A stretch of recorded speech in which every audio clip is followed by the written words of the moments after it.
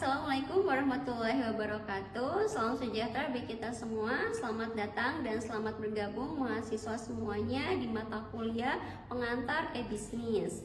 Untuk pertemuan kali ini, pertemuan kelima, kita akan membahas terkait e-marketing dan juga e-retail.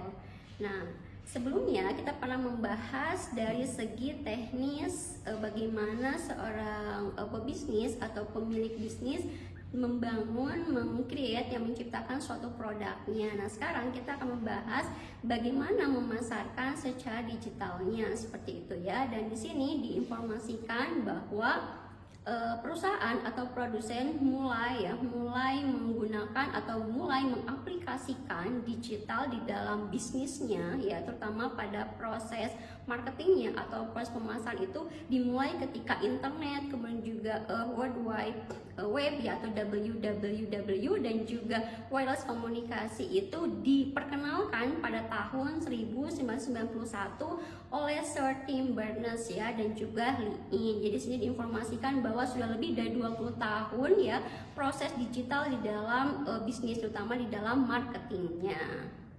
Ini dari segi internetnya ya, yang menjadi poin penting atau komponen penting di dalam pengaplikasian digital terhadap bisnis, terutama dari segi marketing atau pemasarannya. Di sini internet dia menunjukkan sebuah jaringan physical network ya, jaringan secara fisik yang memang nanti akan menghubungkan ya, melingkan antara si komputer ya, dari segi teknisnya ya, dengan dunia yang lebih luas lagi. Dia akan membantu dari segi marketing tidak hanya lingkup per daerah atau per provinsi negara, tetapi juga sudah antar negara ya, dimana nanti di dalam internet tersebut ya, tentunya yang memang sudah digunakan ya oleh tenaga profesional yang memang menguasai di bidang digital tersebut, nanti akan terdiri beberapa infrastruktur yang memang akan melengkapi ke dalam proses marketing ketika nanti di dalam proses yang diaplikasikan oleh perusahaan tersebut. Misalnya produknya itu contohnya misalnya menjual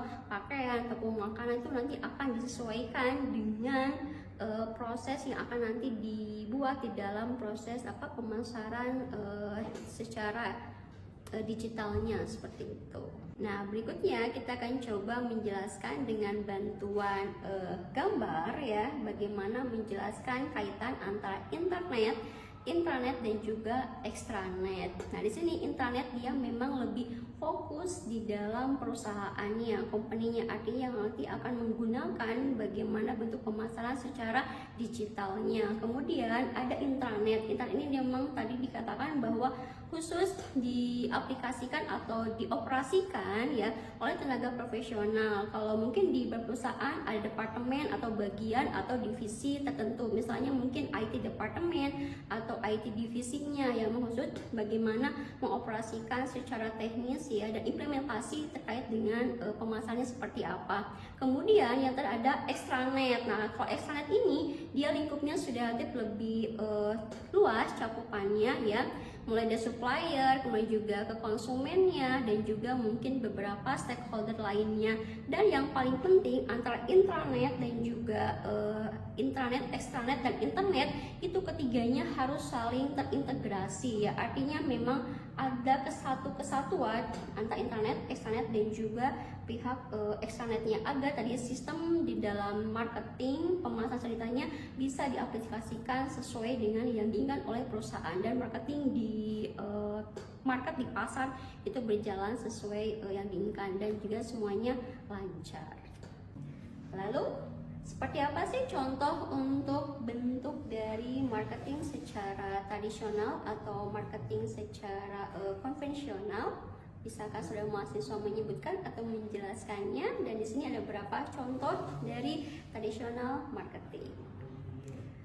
Kemudian berikutnya tadi secara tradisionalnya, sekarang dari segi zaman now ya, marketing zaman sekarang itu seperti apa? Nah tadi ya, dan sudah bentuk secara digital. Nah, beberapa contoh yang sering digunakan oleh para pebisnis ya, media sosial seperti yang dicontohkan dalam gambar seperti ini. Lalu kenapa harus menggunakan internet marketing atau seberapa penting sih internet marketing bagi pebisnis gitu ya? Di sini ada data ya bahwa pengguna internet di Indonesia pada tahun 2021 itu ternyata bertambah ya atau mengalami peningkatan sebesar 11%. Dan bayangkan ya, dari total populasi Indonesia sekarang yang sudah berapa puluh juta, kemudian meningkat ya 11% untuk pengguna internet. Artinya itu merupakan suatu peluang ya, suatu keuntungan bagi pebisnis ya untuk memperkenalkan, memasarkan, menjual produknya itu via internet marketing dan memanfaatkan fasilitas teknologi komunikasi dan juga teknologi informasi. Dan di sini ada beberapa data juga dari Kominfo ya yang menjelaskan bahwa target ya setiap tahun itu sebesar 12,5 juta masyarakat di Indonesia yaitu yang harus nantinya sudah terliterasi digital, artinya sudah benar-benar melek digital, paham, tahu betul bagaimana penggunaan digital ketika mereka mengkonsumsi atau membeli ya menggunakan by aplikasi ketika membeli suatu produk. Sehingga nanti harapannya di tahun 2024 itu sudah ada total 50 juta orang, 50 juta masyarakat Indonesia yang sudah bertalenta secara digital ya, tadi benar-benar sudah mulai digitalnya, sehingga akan lebih mudah ketika nanti produsen itu akan memasarkan, memperkenal produknya by internet marketing by digital. Dan dari si konsumennya pun ya, si konsumen pengguna tersebut dia sudah benar-benar melek digital, sehingga akan lebih mudah dalam menggunakan, mengoperasikan fasilitas secara digital ketika akan membeli suatu produk. Dan informasi berikutnya juga di sini dijelaskan bahwa pada tahun 2021 Indonesia menjadi ya atau berada di peringkat ke-15 ya di Asia ya sebagai pengguna internet. Ini merupakan suatu peluang juga tadi yang bisa dimanfaatkan oleh produsen atau pebisnis ya, bagaimana sih memanfaatkan ke peluang tadi ya, bahwa masyarakat Indonesia dia sudah melek digital dan juga sudah memahami beberapa fitur-fitur aplikasi. Jadi nanti harapannya ketika mereka akan melakukan pembelian secara online dia akan lebih mudah juga seperti ini. Bagi produsen dan konsumen sama-sama memiliki manfaatnya juga dan diberikan kemudahan. Lalu berikutnya, bagaimana seorang pebisnis ya mengaplikasi atau menerapkan strategi tadi ya di dalam internet marketingnya. Nah, di sini ada beberapa strategi yang bisa dilakukan, yang bisa diterapkan oleh pebisnis ya. Di sini dimana mengkombinasikan antara market ya, pasar dengan produknya. Ya, di sini ada produk yang sudah ada dengan produk yang baru. Nah, untuk produk yang sudah ada dengan pasar yang sudah tersedia itu bisa menggunakan strategi market penetration. Nah, untuk produk yang baru dan juga market pasar yang sudah ada itu bisa menerapkan strategi product development. Nah, sementara untuk produk yang sudah tersedia, yang sudah ada dan juga marketnya yang baru ya itu bisa menggunakan strategi market development. Dan terakhir, strategi untuk produk yang baru dan pasarnya juga baru itu bisa menggunakan strategi diversification. Jadi keempat strategi inilah yang dijelaskan dalam gambar yang bisa diaplikasikan oleh pebisnis. Tapi yang penting diperhatikan adalah lihat dulu ya jenis produknya, apakah berupa barang atau berupa jasa, seperti itu. Internet marketing itu juga bisa dikenal dengan istilah namanya online marketing ya. Ini memang sekarang yang sedang banyak digunakan, yang gencar-gencarnya digunakan ya oleh para pebisnis. Dia merupakan salah satu strategi pemasaran ya dengan menggunakan tadi internet ya melalui berbagai media ataupun platform digital yang berbasis online tentunya ya. Dan di sini beberapa contoh misalnya dengan menggunakan website resmi ya atau mungkin website official dari produk resmi tertentu. Itu kan untuk produk-produk besar kayak Adidas, mungkin di Gramedia itu sudah memiliki website official resminya gitu ya. Kemudian ini ada penerapan internet tadi ya dengan teknologi komunikasi, dengan teknologi informasi dan juga bentuk digital lainnya ya. Itu diharapkan mampu mendapatkan peningkatan konsumen, penambahan pelanggannya, dan itu mempertahankan pelanggan yang sudah ada. Ya, jadi si produsen itu tidak harus fokus kepada bagaimana menambah memperbanyak konsumen, tapi juga yang perlu diperhatikan adalah bagaimana mempertahankan pelanggan yang sudah ada ya. Jadi mungkin keduanya dengan tadi memperbanyak konsumen dan mempertahankan pelanggan itu harapannya mungkin idealnya yaitu bisa secara seimbang ya, tidak harus fokus kepada mana duluan sih, tapi jika bisa keduanya itu akan lebih baik gitu ya. Nah di sini juga dari segi proses bentuk internet marketingnya atau online marketingnya itu juga harus diperhatikan tadi ya.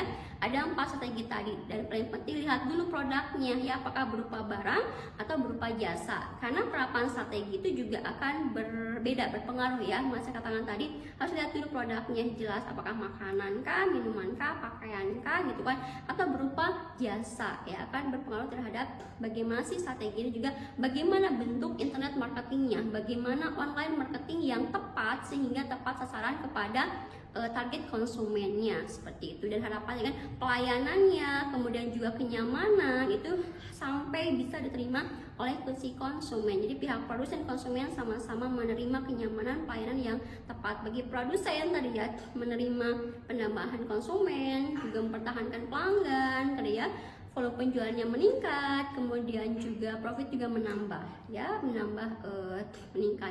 Nah sementara dari segi konsumennya, tadi konsumen menerima produk yang diinginkan, yang dibutuhkan oleh konsumen tersebut, sehingga konsumen merasa kepuasannya itu sudah tercapai. Ini seperti itu. Oke, berikutnya tadi setelah kita membahas bagaimana bentuk strategi yang bisa diterapkan, nah sekarang kita membahas dari segi konteks ya, internet marketingnya, artinya dari pihak kepada siapa dan untuk siapa. Nah ini digambarkan ya pada diagram berikut. Nah di sini ada 4 konteks yang bisa diaplikasikan. Nah yang pertama itu ada B2C ya, dari bisnis tuh customernya, dari bisnis langsung ke konsumennya. Yang kedua yaitu C2C ya, dari consumer langsung ke konsumernya, konsumen kepada konsumen. Konteks yang ketiga yaitu dari B2B ya, bisnis to bisnis, dari bisnis yang satu kepada bisnis yang lainnya. Dan terakhir ada C2B ya, consumer to business, dari konsumen kepada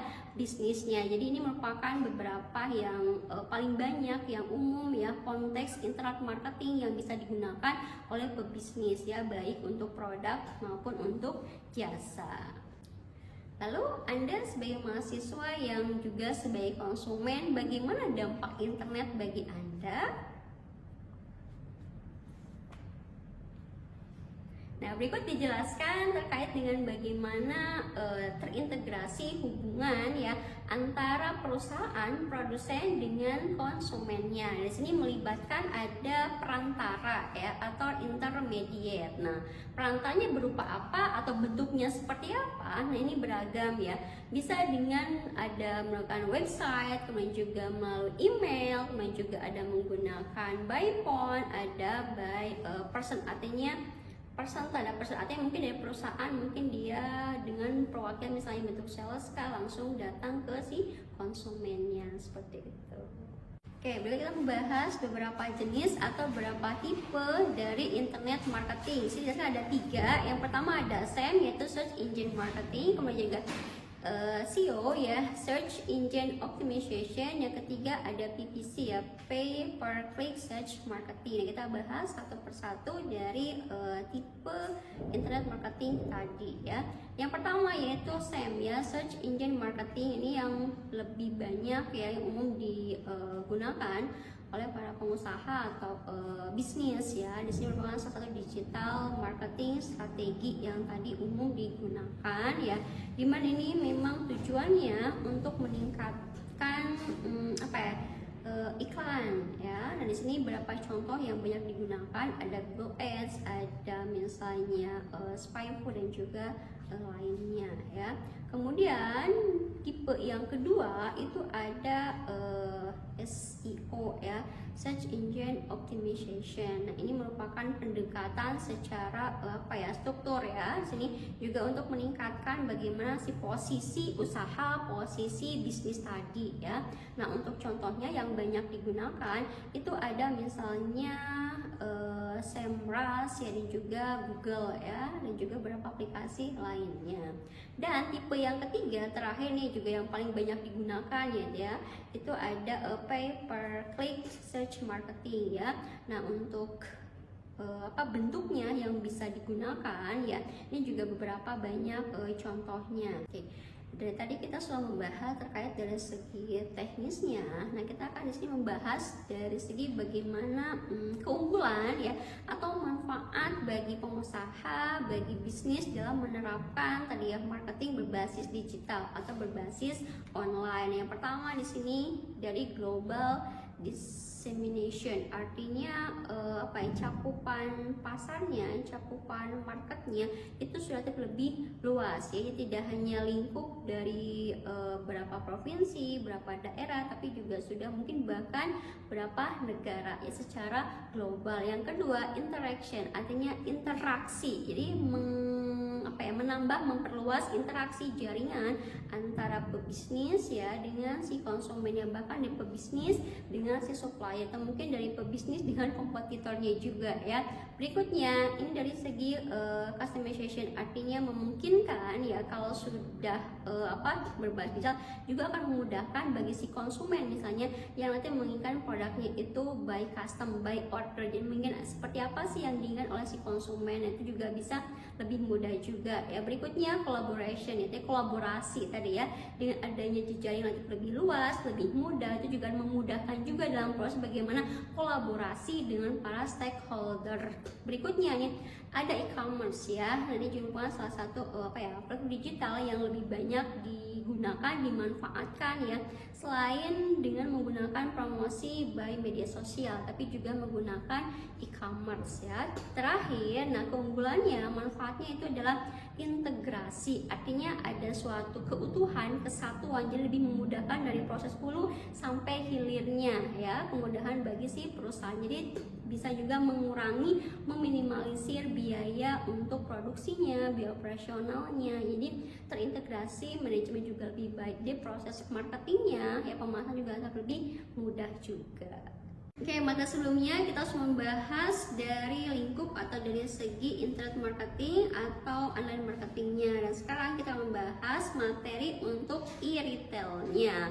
Nah, di sini kita termasuk ke dalam e-commerce ya. Di sini merupakan kegiatan retail yang dilakukan secara online. Nah, kalau mungkin secara konvensional, secara tradisional itu kan tadi ya tidak menggunakan atau tidak memanfaatkan ya tadi online atau internet atau berbasis digital. Nah, di sini kalau e-retail nanti memanfaatkan adanya online atau berbasis digital ya dalam proses pemasarannya, proses penjualannya. Tadi kan bentuk marketing memasarkannya. Nah, kalau di e-retail dia sudah dalam bentuk bagaimana memasarkan, menjualkannya ya. Di sini retail merupakan pihak yang melakukan kegiatan retail ya di dalam pemasaran produk yang berbasis online ataupun tadi internet digital ya. Dan ini berperan penting sekali ya di dalam penjualan produk, artinya mampu menyampaikan produk dari produsen sampai ke konsumen, dan pastinya gitu ya yang paling penting ada menggunakan tadi pemanfaatan internetnya. Nah, lalu seperti apa atau apa saja sih yang bisa dijual ya dengan menggunakan pemanfaatan internet marketing atau online marketing? Nah, di sini ada travel kan, entertainment, ada toys, ada book and music, ataupun misalnya dari segi sport and fitness. Nah, untuk dari e-retail ini ada beberapa model bisnis yang bisa dimanfaatkan oleh para pebisnis. Di sini ada 4 model. Yang pertama yaitu adalah click and mortar ya. Di sini di mana pebisnis atau pemilik toko itu secara fisik memiliki tokonya, ada store-nya jelas ya, dan juga ada melakukan penjualan secara online. Jadi melakukan kombinasi ya, fisik tokonya ada dan juga penjualan secara online juga ada. Model bisnis yang kedua itu adalah pure play ya. Ini merupakan produsen melakukan penjualan murni, itu porsinya lebih banyak melakukan secara internet. Yang ketiga itu dari model bisnis fashion ya.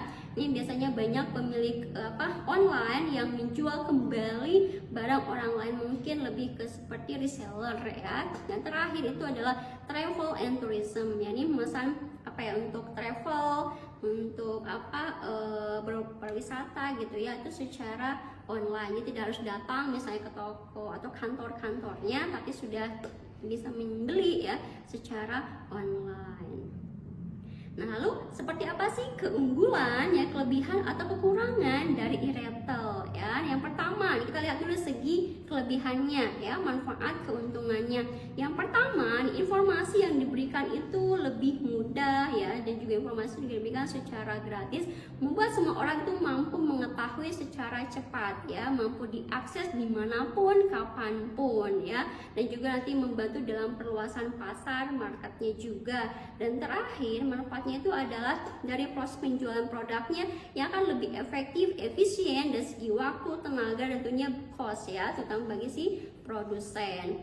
Itu dari segi keunggulan manfaatnya. Kemudian dari segi minusnya ya, kekurangannya, yang pertama itu masih banyak orang ya yang belum paham bagaimana menggunakan internet ya. Makanya sini sumber daya manusia atau tenaga ahli profesional ya yang di bidang digital ya, yang paham betul digital, itu ternyata sangat banyak dan juga sangat dibutuhkan ya untuk perusahaan yang memang berbasis digital, berbasis online, terutama dan membantu di bagaimana memasarkannya. Yang kedua ya, dari segi cost tadi ya, itu masih lebih tinggi kan, mungkin dari segi tekniknya ya, mungkin banyak komponen-komponen infrastruktur yang dibutuhkan mungkin dengan kualitas yang tinggi dengan harga yang cukup mahal ya.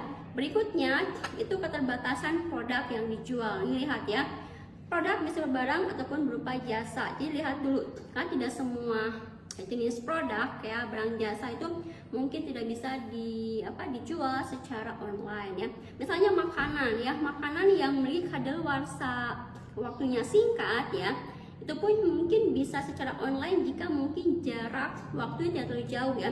Tapi kalau misalnya sudah harus dikirim ya dengan jarak tempuh yang cukup jauh, waktu yang lama, itu pun juga tidak bisa ya, karena mungkin nanti kan jadi tidak enak, jadi basi seperti ini. Lihat dulu karakteristik produknya, apakah barang ataupun jasa. Kira-kira kalaupun misalnya harus deliver dalam waktu yang lama, butuh perjalanan yang jauh, nah kira-kira batas maksimumnya yang asuransi itu berapa lama sih sehingga kan biar sampai ke tangan si konsumen ya.